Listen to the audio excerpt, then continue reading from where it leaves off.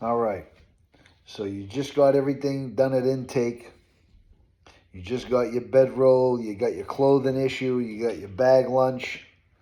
Now the cop says, all right, give me 10. So out of that final cage where everybody's just waiting, the intake is complete. Everything is done. Now everybody's in that final holding tank, right? So there's like 6 holding tanks in the unit in R&D. So you're in that final holding tank, and he's like, give me 10. So 10 people come out. Now it's time to go up to the units. So it's your first day in prison. So most of the time you probably ain't never been there before. Now you're going up, not just with the guys you got brought in with. Now you're going up to the jail where everybody's been. So you walk up this long hallway, and then you start just closing doors. So there's a door got to open. The cop will make a call. The door will open. Another door will close because one door has to close before another door opens in the hallway. So you get up into the units where all the units are. Say there's like 5 or 6 units in a pre-trial place. That's where you're going to be in the first day, is a pre-trial place. And Wyatt, I think there was like 5 or 6. One for the women. One was a special housing unit, which is segregation. So now as you come up and that final door opens, and then all the people are looking out of the individual units. So in Wyatt, it was like B, C, D, and E. And people were looking out the windows, and they were like calling to their friends, yo, new people, like, you know what I'm saying? Everybody coming to the doors looking. So now it's like y'all like the attraction. Everybody's looking at you like, who are you? You know what I'm saying? So now you just got arrested. It's your first day. All you want to do is sleep. They come and break your door down about 3 o'clock in the morning. Now it's about 8:30 at night. Like, it's late. You know what I'm saying? You've had one hell of an emotionally draining day. So now what happens is one door will open, like for the 4 units. So like in Wyatt, there was 4 units, and they'll call like 5 or 6 names. Yeah, you go to this unit. Then another door open. All right, you 4 go to that unit. So, they'll just disperse people to different units. So now when you get into your unit, your assigned unit, now there's a whole bunch of commotion going on. People are like playing cards. It's loud. There's like probably about like 80 to 100 people in the block. It's just loud. It's just people are eating. People are on the phone. People are watching TV. It's like all you want to do is just fucking go fucking crash. You want to go put your head down somewhere. But, it's just sensory overload. So now the officer in the unit, I happen to go to C block first. So they'll say, hey, this is your cell. So now you're taking all your stuff up, your bedroll and everything. Now you're going up to the cell. So if there's probably going to be another person in the cell. So these were 2-man cells I think I had over in C block and Wyatt. Some are 4-man cells. Some prisons you go to in their dorm settings. But usually in pre-trial, there's cells, right? So there's going to be somebody in the cell. So you ain't getting the bottom bunk. You're getting the top bunk unless you have like some medical permission. I didn't, you know what I'm saying? I was just a young kid anyway. But so I go there. I think they call my name. They tell me my cell assignment.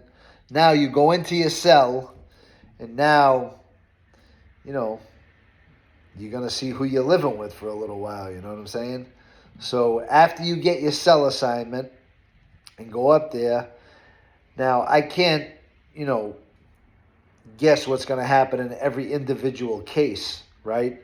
I know what happened in mine. My bunkie was actually at the kitchen working. But when he got back, we just shot the shift for a minute, and I got up into the bunk. I said, listen, I made my bed with my bedroll and went, I was knocked out, because it's just, you're so emotionally drained after that. So, but what happens usually in other circumstances is that you'll meet your bunkie, you'll get to meet the guys that are in the unit. Dudes might have beef with a dude. I mean, there's a million things that could happen, a million possibilities. But, I mean, I'm just going to stick to what would happen, if you were going into a jail.